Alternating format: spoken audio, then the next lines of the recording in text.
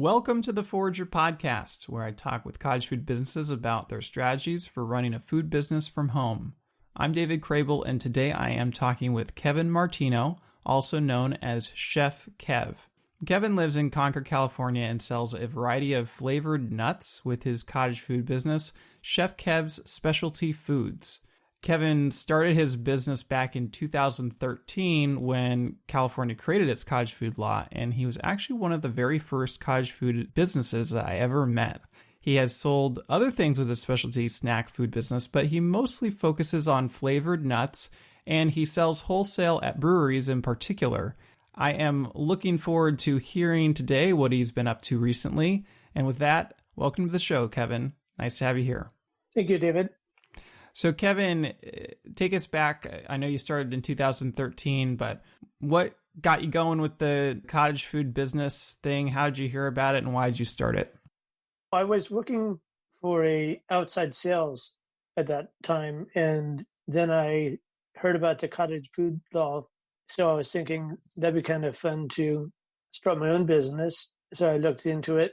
Then I got my permits and tested out some recipes. But at first, I was going to do that part-time and just do some cookies. But then the peanut snacks came after that. Okay, and you have training as a chef, right? I mean, your experience with food goes well beyond 2013, right? Well, before my outside sales as a food distributor, sales rep, I worked a number of years in the food industry as a cook and chef. I worked in casual dining, fine dining, institution, and some catering. Yeah, I know you're quite a skilled chef. You can make a variety of things. So why do you think you focused on just nuts? I've decided to focus on nuts because I had some friends that said, oh, you should try getting into the breweries because these are really good and they would go well with the beer. So I tested out some flavors of the peanut snack, and I decided to start approaching beer breweries. I decided to check out Martino's, what is it called? The craft beer festival in Martino's, and I actually became a vendor there, and I first got a chance to talk to some different breweries there, and Epidemic Ales was there, and they're the one that Epidemic Ales was the first brewery I got into. And can you just tell us a little bit about what types of food or what types of nuts you make and what other types of specialty food, snack foods you've made with your business? Sure. For the peanut snack, I make a salted peanut, and I also make a spicy peanut, as well as a Thai spicy peanut, which has lemongrass and lime flavor. Both are all popular, but I would have to say that the Thai peanut is the number one seller. I also make a walnut wedding cookie and walnut biscotti. Both of those are my grandma's recipes. And I make a chocolate brownie. And what else? Oh, I also make a spicy peanut brittle, where I take the spicy peanut and add that to the brittle, so you get a sweet and spicy flavor. Nice. Yeah, I know that your Thai spicy nut is your most popular flavor. What is in that, or what makes it special?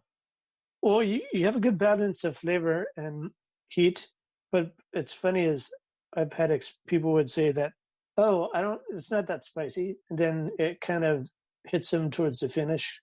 They say, oh, there it is. And numerous people would always say that the peanut snack is very addictive. So they are always craving for more. Yeah, and it goes really well with beer, right? So most of your wholesale accounts are with breweries? Most of them are with breweries. I am in a local Mexican market as well as an Italian deli, but most of the are the breweries. Yeah, I mean, that must be kind of hard, right? With everything that's going on with the coronavirus right now, I would imagine that the breweries are all closed up. Is that right? Yes, I'm not getting much orders from the breweries. I'm also in a number of local Ace Hardware stores.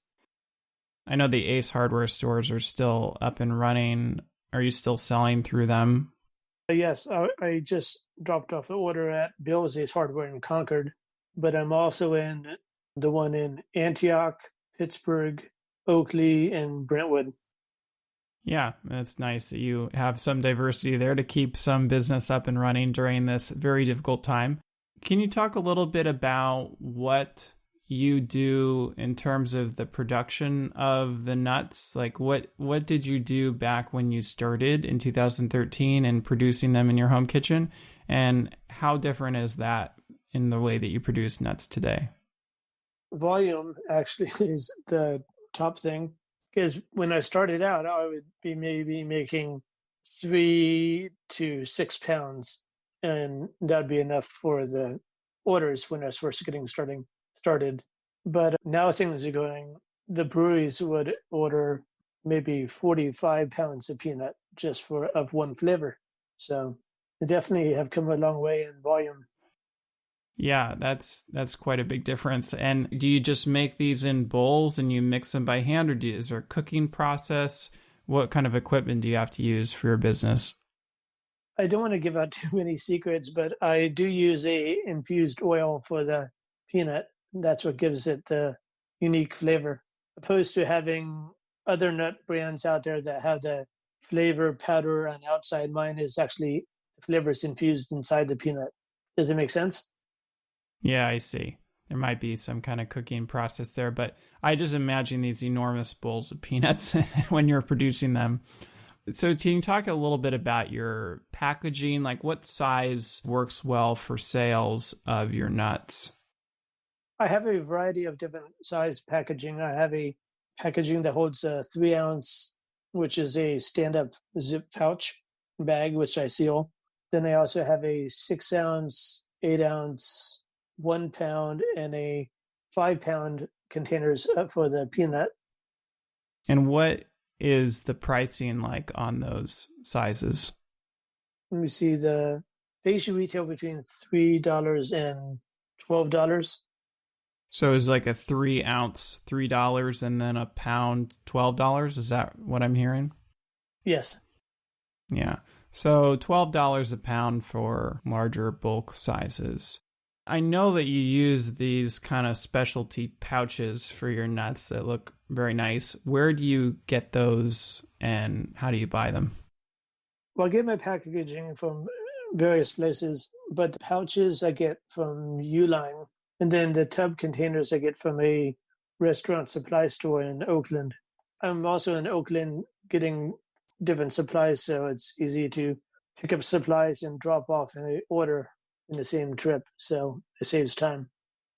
Yeah, I remember you have the tubs as well. And while we're on the subject, what do you do for your labeling? Right now I'm printing my labels myself. I get the sheets that have 12 labels on the sheet and printing them out myself. But I'm in the process of looking for a place to have my labels printed for me. So, with the sizes of nuts that you're producing dozens of pounds of nuts at a time. Do you feel like the home kitchen has limited you, or are you getting to the point where you might need to move it out of the home kitchen, or are you still pretty comfortable in your home kitchen? I'm doing okay with working from home. Definitely is challenging in terms of having everything organized. I got 2 half bowling racks, the kind I use for cooling cookies and breads on. And I use sheet pans as shelves and they're on wheels so I can move those around as needed. And that has helped out a lot. Does it feel like your home has been taken over by your nut business? Definitely, but that's okay. People love my snacks, so it makes me happy. Do you only sell wholesale these days, or do you do events or anything like that?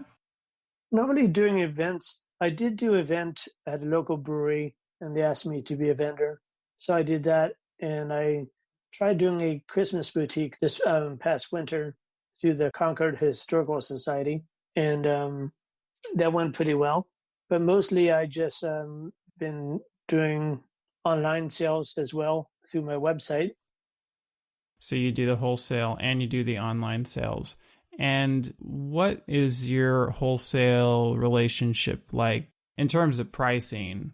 what kind of percentage are you giving, like percentage discount are you giving to the breweries?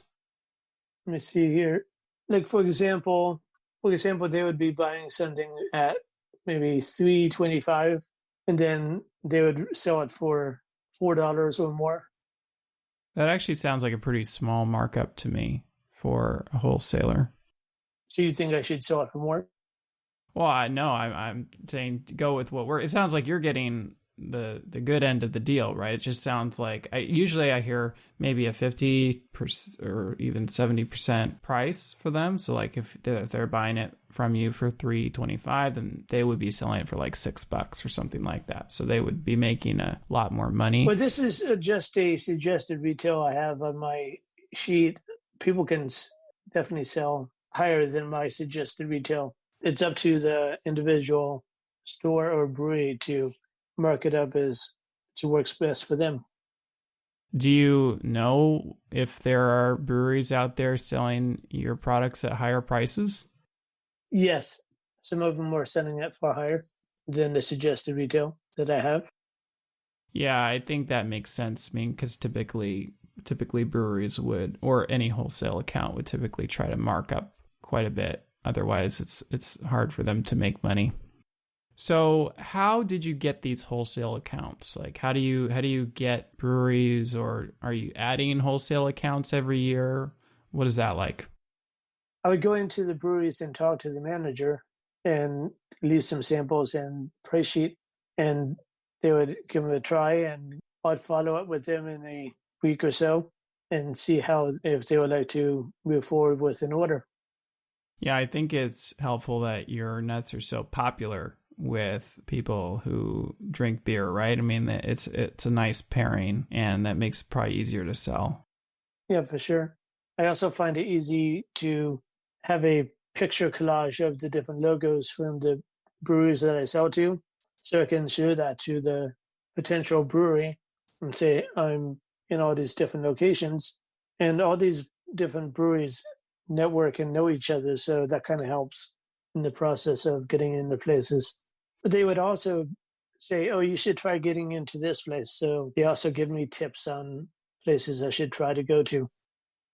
I know that a lot of your customers like to pair the nuts with beer, but do you find that the breweries just sell way more than, say, the Ace Hardware stores because of that pairing, or do you get people who like to buy your nuts regardless? The funny thing is, I've gotten a lot more online orders from people who had my products at the breweries. How I got into Bill's Ace Hardware is he actually had my product at one of the local breweries and called me up and said, "Hey, I like your peanut snack, and I want to carry it in my store." So it's definitely been a launching point into getting more business.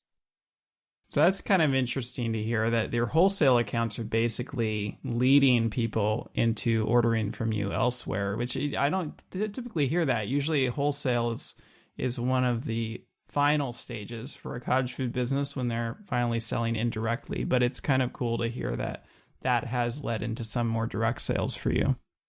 I find that a lot of people go out and enjoy a good beverage, and they often want a snack while they're there. So they try it and then they want more. So they either send me a call, email or a call. Or I also had people who taken pictures and showed me of them putting the peanut on their salad. I had several people do that. So taking me through the online order system, you have a website, you collect online orders. Do you have a minimum order amount that people have to buy? Because I imagine just somebody buying one little 3-ounce pack, it's probably not worth your time. I don't have a minimum right now just because I'm trying to get my foot in the door in terms of getting more online business. But I do offer different payment methods online. So people can pay either offline or they can pay by PayPal or by credit card. Do you have a delivery charge for every order? I have it set up in my through the website, the different delivery charges depending on where people live. Yes. Okay. So it depends on how far away they are from you. So what technology do you use? You have a website, you have Facebook, Instagram. What kind of technology or online resources have helped your business so far? Well, I use a Square Reader for doing transactions at different events or for payment. I've been trying to build a YouTube channel, which is the same name, Chef Kev Specialty Foods. So I've been doing some cooking demonstrations and just fun videos from home here. Yeah, I did see that you're getting that YouTube channel started. What is your vision for that?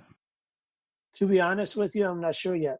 I'm just having fun with it. I have some extra time now, so I thought it'd be a good chance to try it out and be creative. It's kind of hard to film and edit when I have all these different orders with my business. So, in the sense of having no downtime, it's opened up some ideas to test out recipes and that kind of thing. Yeah, it'll be interesting to see where that leads, if that leads to more traffic or interest in your nuts or foods. I do want to go back to when you started the business and you named it Chef Kev's Specialty Foods. Now I know you mostly focus on nuts, but did you name it Specialty Foods because you were thinking of selling more things than nuts? Or how did you name the business?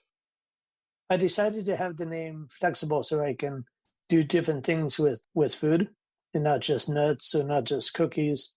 So that's why I decided to have Specialty Foods instead of just Chef Kev. Do you wish in hindsight that your brand or your name was more focused on nuts, or do you think it hasn't had any effect on sales? No, I don't think it has any effect on the sales. But usually people just, when they call me, they just say, is looking for Chef Kev.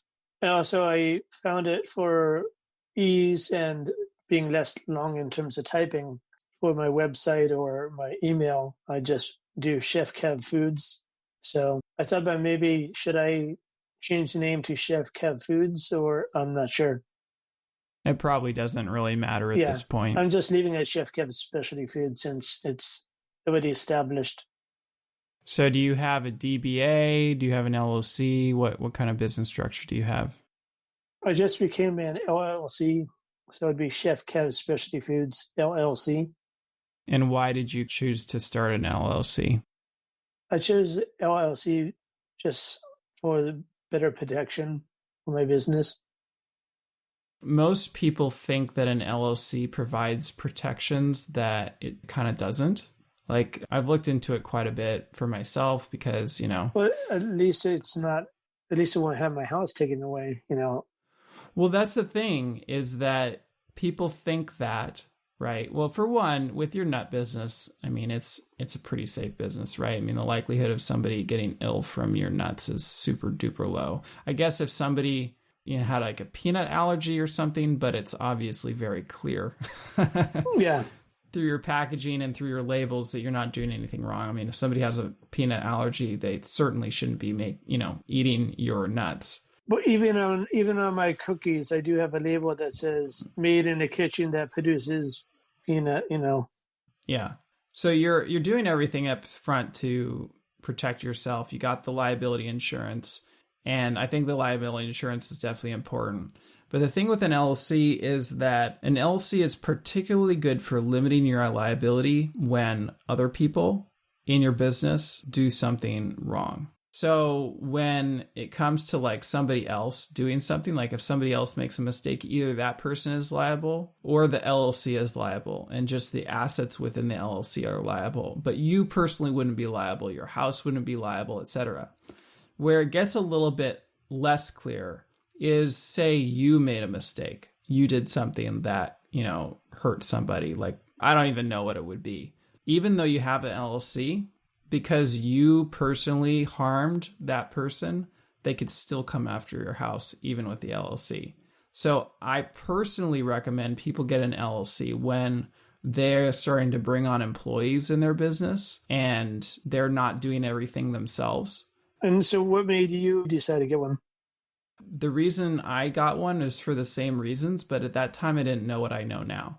Knowing what I know now, I wouldn't do that. If I was starting a California business, I wouldn't get an LLC. I mean, you have kind of a year to play around with it. Just know that if you don't shut it down before the end of 2020, then even if you have that LLC for one day in 2021, by the time you pay your taxes in April of 2022, you're going to be paying $800 to the state of California no matter what you sold. And the question is then, is it worth $800 for you? And what are you getting out of the LLC?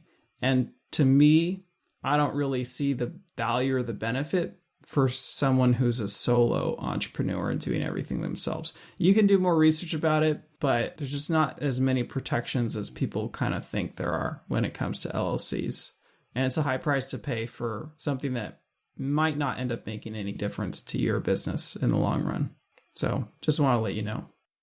So you're saying it would be just have the liability insurance instead? Yeah, just a sole proprietorship like you probably had before. And then you got your liability insurance. And the liability insurance really does cover you. That's probably what would be used anyway if you were to have a problem. Well, thank you. Appreciate it. So at this point, what percentage of your sales are wholesale versus other means like online? I would say probably 75% is wholesale. And has that changed? Is it getting to be less wholesale as more people find you and buy from you directly? No, it's still before this situation now, on average, a brewery would go through maybe 35 containers a week. So that's pretty good, especially since some breweries only open not a full week. Sometimes they're only open, half a week. When you started your business in 2013, what was your vision for the business? And did you ever think it would look like it is today, where you're selling a bunch of nuts to breweries? Well, my vision was to do this part-time and work for a cooking job or a sales job full-time. And then I decided that I was increasingly getting busier with the different orders, so I decided to switch and do this full-time. In the beginning, I wasn't sure how successful I was going to be, so I didn't have a website. So all my promoting I did was through a Facebook fan page, and then I had the website, and then I started Instagram after that. Okay. Now take me to what your vision for the future is. I know that the whole coronavirus thing has put a kink in the plans, but what would you like to see your business becoming in the next 2 or 3 years? At some point, I'm going to have to outgrow my cottage food business, so I will have to get a commercial space.